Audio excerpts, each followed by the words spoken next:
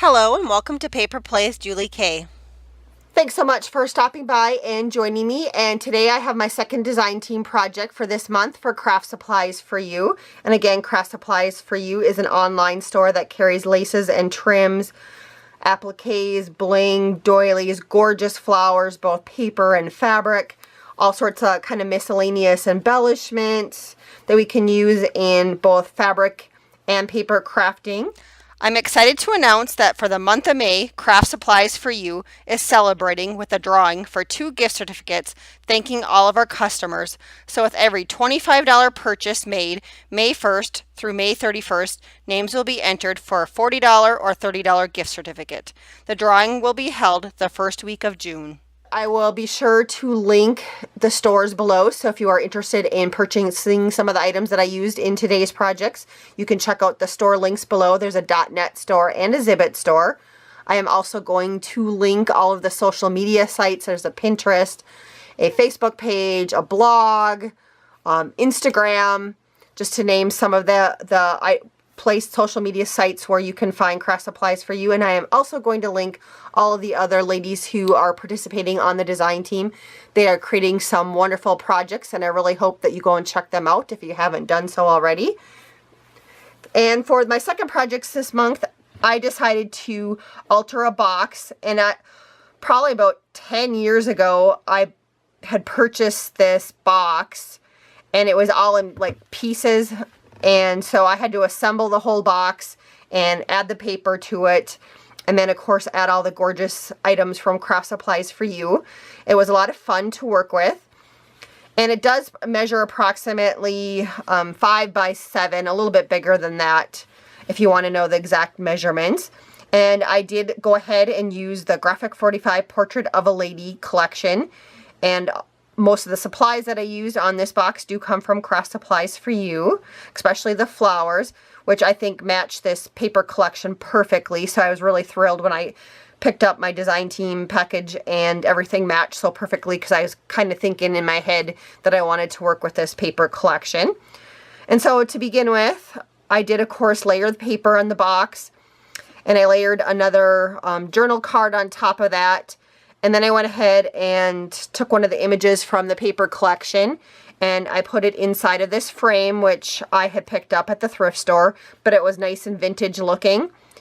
And then after I did that, I went ahead and added the flatback pearl trim from Kraft Supplies for You. It's kind of one of my favorite go-to items that Kraft Supplies for You carries. I use it not only on paper crafting, but I also use it on fabric and lace projects. Next, I went ahead and added these gorgeous bead sprays right here in the corner. I do love these. They are very unique and very pretty. So after I had those glued down, then I started arranging all of the rest of the flowers. And I like to mix my flowers, so I do have some parchment flowers, I have paper flowers, I have fabric flowers, I have one of the porcelain flowers, which this is my first time working with some of those that Kraft Supplies for You carries, and those really are gorgeous if you check it out. It is porcelain, and then in the middle it has that little crystal inside of it. And then here's an up close look at this gorgeous flower. Look at the center of that one. It's so unique. And then here is, I believe she calls these dough flowers, but they actually just are like foam flowers. And this again is in the peach color. And then I have these 2 little dark green flowers, and they are paper flowers in the middle, and then they are covered with just a little bit of fabric. And these went perfectly with this paper collection. I just love those ones, the dark green color. Here's one of the 2-tone peach parchment flowers. And then again, if I tip it up a little bit, here is kind of a ribbon rose with a little crystal in the middle of it. So that's a fabric one. And another porcelain one, another one of those dough foam flowers. And I do know she carries those in other colors. And the leaves that I used did come off of the parchment flower.